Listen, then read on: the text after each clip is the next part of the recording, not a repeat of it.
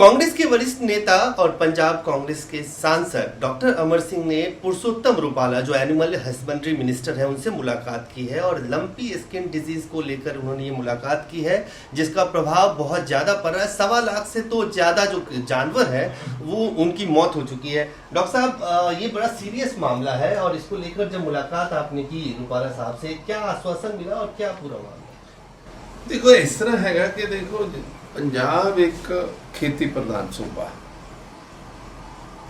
उत्थे लोग पशु रखते हैं और जिहड़ा छोटा किसान आ उहदी 30-40% कई बार 50% जिहड़ी इनकम है वो उहदी जानवरां तो आउंदी, मतलब गां भैंस उनसे आउंदी है, मੱਝ पंजाबी च असीं कहने आ।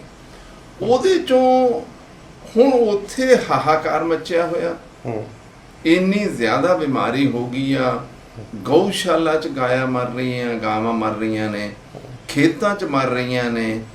हुण पिछले दिन अखबारां च आया है कि कदे भी जानवरां दे जिहड़े डैड बॉडी सी वो नदियां च नहीं सुट्टियां गईयां सी और सतलुज गावां दे कारकैसेस तर रहे सी।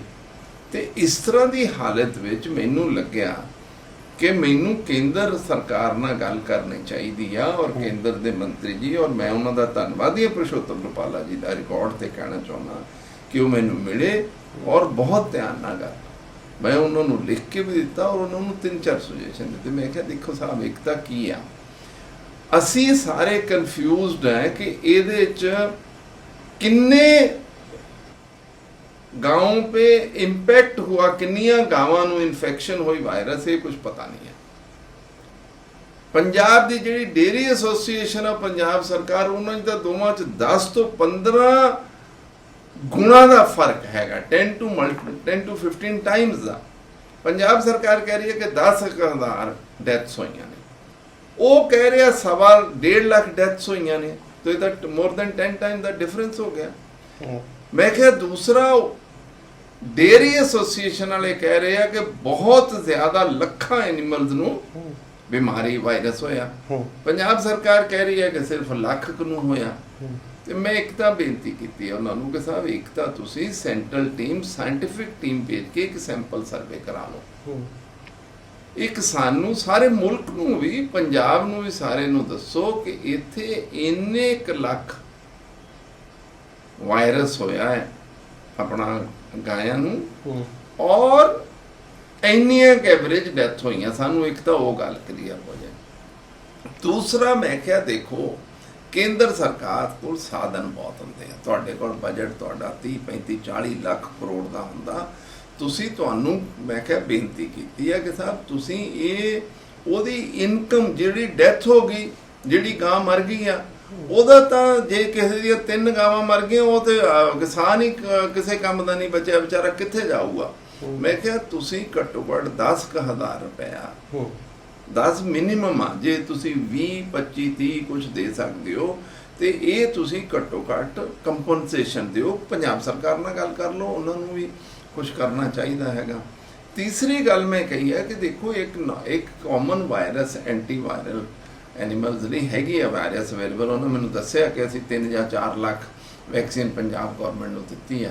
ਮੈਂ ਕਿਹਾ ਤੁਸੀਂ ਇਹ ਕੇਂਦਰ ਸਰਕਾਰ ਕਰੋ ਕਿ ਇਹ, ਕਿਉਂਕਿ ਕੱਲੇ ਪੰਜਾਬ 'ਚ ਨਹੀਂ ਦੂਸਰੀ ਜਗ੍ਹਾ ਵੀ ਹੋ ਗਈ ਹੈ, ਬਹੁਤ ਸੂਬਿਆਂ 'ਚ ਹੋ ਗਈ ਹੈ, ਤੁਸੀਂ ਐਂ ਕਰੋ ਜਿਸ ਤਰ੍ਹਾਂ ਕਰੋਨਾ 'ਚ ਕੀਤਾ ਸੀ, ਇਹਦੀ ਸਪੈਸੀਫਿਕ ਇੱਕ ਵੈਕਸੀਨ ਡਿਵੈਲਪ ਕਰਨ ਦਾ ਇੱਕ ਕਦਮ ਚੁੱਕੋ।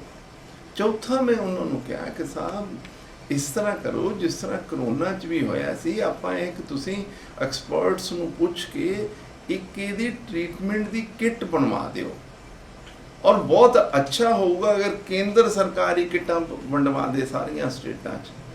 50 रुपए की हो जूगी, 100 रुपए की किट होएगी, कोई बहुती वड्डी नहीं होनी, क्योंकि लोग कदे किसी कोल चले जाते हैं, किसी तो दवाई लै आउंदे आ, किसी तो दवाई लै आउंदे आ, कि ये तुसीं एक स्टैंडर्डाइज सारा कुछ कर दो और कन्फ्यूजन करो। और दूसरा जिहड़ी इन कोआर्डिनेशन शुरू च होई आ सूबा सरकार नाल, साडी नाल और तुहाडी, वो थोड़ा जिहा उहनूं ठीक करना चाहिए। रूपाला साहब ने जिहड़ी मैनूं गल दसी, वो कहिंदे साहब देखो मैं तो आप पिछले महीने पंजाब गया और कहिंदे भी बहुत अफसोस होया पंजाब वालियां नूं उन्ना ਅਜੇ ਜਾਣਕਾਰੀ ਨਹੀਂ ਸੀ ਜਿੰਨੀ ਸਾਨੂੰ ਸੀ। ਮੈਂ ਕਿਹਾ ਚਲੋ ਚੰਗਾ, ਕਹਿੰਦਾ ਮੈਂ ਉੱਥੇ ਕਹਿ ਕੇ ਆਇਆ ਕਿ 3 ਜਾਂ 4 ਲੱਖ ਜਿੰਨੀ ਤੁਹਾਨੂੰ ਵੈਕਸੀਨ ਚਾਹੀਦੀ ਅਸੀਂ ਦੇਵਾਂਗੇ। ਮੈਨੂੰ ਇਹ ਸੈਕਟਰੀ ਵੈਟਰਨਰੀ ਨੇ ਵੀ ਕਿਹਾ, ਸਵੈਨ ਸਾਹਿਬ ਆ, ਮੈਂ ਉਹਨਾਂ ਨੂੰ ਵੀ ਮਿਲਣ ਗਿਆ ਸੀ, ਕਿਉਂਕਿ ਮੈਨੂੰ ਲੱਗ ਰਿਹਾ ਸੀ ਜਾਨਵਰ ਹੈਗੇ ਤੇ ਇਹਦਾ ਮਤਲਬ ਇਹ ਥੋੜੀ ਹੈ ਕਿ ਅਸੀਂ ਮੁੱਦਾ ਨਾ ਚੁੱਕੀਏ, ਸਾਨੂੰ ਮੁੱਦੇ ਚੁੱਕਣੇ ਚਾਹੀਦੇ ਆ।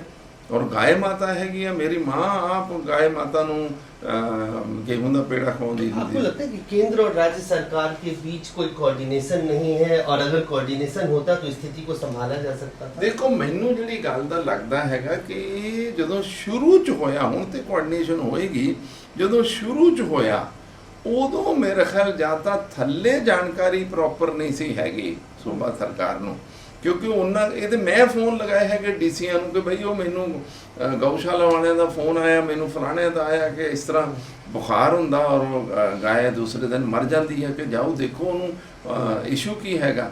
ਤੇ ਥੋੜਾ ਜਿਹਾ ਲੈਪਸ ਇਹ ਤੇ ਲੱਗਦਾ ਹੈਗਾ ਕਿ ਹੋਇਆ ਹੈਗਾ, ਇਹਦੇ 'ਚ ਕੋਈ ਸ਼ੱਕ ਵਾਲੀ ਗੱਲ ਨਹੀਂ ਹੈਗੀ, ਪਰ ਹੁਣ ਤੇ ਉਹਨਾਂ ਦੀ ਕੋਆर्डिनेशन ठीक हैगी। धन्यवाद। बहुत गंभीर मसला है लंपी स्किन जो डिजीज है, इसकी वजह से लाखों की संख्या में जानवर की मौत हो रही है, और उसको लेकर डॉक्टर अमर सिंह पुरुषोत्तम रूपाला जो कि कैबिनेट मंत्री हैं उनसे मुलाकात की है, अपनी तरफ से भी कई सारे सुझाव दिए हैं, और खुद मंत्री ने यह आश्वासन दिया है कि इसको बहुत गंभीरता से देखा जाएगा। कहीं न कहीं शुरुआती दौर में केंद्र और राज्य सरकार के बीच समन्वय की कमी की बात जरूर वो कह रहे हैं। कैमरामैन फिरोज के साथ अजय झा, दैनिक सवेरा, दिल्ली। बाबा यामीन बंगाली गोल्ड मैडलिस्ट ਤੁਹਾਡੇ ਸ਼ਹਿਰ 'ਚ ਪਹਿਲੀ ਵਾਰ ਅਦਭੁਤ ਸ਼ਕਤੀ ਚਮਤਕਾਰ ਵੇਖੋ। ਦੇਸ਼ ਵਿਦੇਸ਼ 'ਚ ਬੈਠੇ ਸਾਨੂੰ WhatsApp ਤੇ ਵੀ ਕਾਲ ਕਰ ਸਕਦੇ ਨੇ। ਘਰ ਬੈਠੇ 11 ਮਿੰਟਾਂ 'ਚ 101% ਦੀ ਗਾਰੰਟੀ ਨਾਲ ਸਮਾਧਾਨ।